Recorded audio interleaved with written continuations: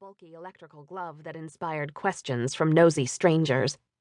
When I got to the bar, I smiled at the pierced, tattooed man who scooted enough to give me space at the countertop. "Seen Marty?" I asked him. Dean shook his head, rustling the chains that led from his nostrils to his ears. "Not yet, but I just got here." "Raquel?" I called out. The bartender turned around, revealing a beautiful but bearded face that tourists surreptitiously or openly stared at. "The usual, Frankie?" she asked, reaching for a wine glass. That wasn't my real name, but it was what I went by nowadays. "Not this time. I'm looking for Marty." "Hasn't been in yet," she stated. Raquel didn't ask why I'd come in person instead of calling to ask that same question. Even though all the carnies that wintered in Gibsonton pretended they didn't know about my condition, none of them except Marty ever attempted to touch me, and no matter the weather, they didn't offer me a ride when they saw me on my bicycle. I sighed. If he comes in, tell him I'm looking for him. We were supposed to start practice 2 hours ago. The off-season turned Marty from a rigidly disciplined partner into a frequent slacker. If I didn't find him soon, he'd pass the point of being reasoned with and would stay out all night drinking and telling stories about the old carnival glory days. Raquel smiled, revealing pretty white teeth in stark contrast to her dark, bristly beard. "Sure thing." I started to walk away, but Dean tapped his beer with his fork, directing my attention back to him with the sound. "Want me to call the Tropicana and ask if Marty's there?" He had correctly guessed the next place I was headed to, but then again, Dean had known Marty longer than I had. "It's only a mile, and I need to keep my legs in shape." "They look fine to me," Dean said huskily, his gaze lingering on the limbs in question before moving over the rest of my body. Due to the heat, I only wore shorts and a tank top, so his view was pretty unrestricted. Then Dean shook his head as if to remind himself why checking me out was a bad idea. "See you around, Frankie," he finished in a brisker tone. My chest tightened with an ache that was as familiar as it was useless.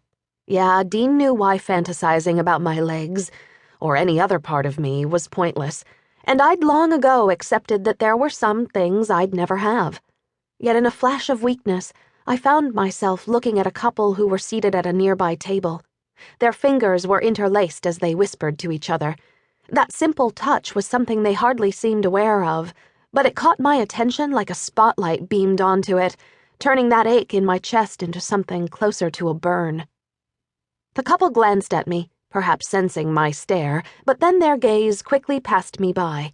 Either they hadn't noticed the scar that ran from my temple to my right hand, or they didn't find it as interesting as the lizard-scale tattoos covering Dean's entire body, Raquel's beard, JD's 8-foot height, or Katie's 14-inch waist that looked even tinier compared to her ample hips and double-D chest. It was still early, too. Most of Showtown USA's regulars didn't get here until after 9. The couple continued to stare at the group by the bar without any attempt at subtlety, and the annoyance I felt over my friends being gawked at shook me from my brief melancholy. Some tourists came to Gibsonton to marvel at the carnival remains decorating many streets, or to see the occasional trained bear, elephant, or other exotic animal on someone's lawn, but most of them came to stare at the freaks. The locals were immune to it, or played up their peculiarities for tips, but I still couldn't shake my anger over the rudeness so often displayed. Different didn't equal subhuman, yet that's exactly how many of Gibsonton's residents were treated by passers-by. Still, it wasn't my place to lecture people on their lack of manners, not to mention Raquel wouldn't take kindly to me chastising her customers. With my lips compressed together, I headed to the door, startled when it flung open as I reached for it. I jumped back in time to avoid being plowed over by a man who strode through as though he owned the place, but I wasn't fast enough to prevent his hand from grazing my arm. "Ouch!" he snapped at the contact, giving me an accusing glance. "What the hell?" He didn't know it, but he was lucky. If I hadn't learned to harness some of the currents in me, or released the worst of them into lightning rods only an hour before, his experience would have been much worse. "Static electricity," I lied. "It's bad around this area." His expression said he didn't believe me, but I had nothing in my hands, and my outfit wouldn't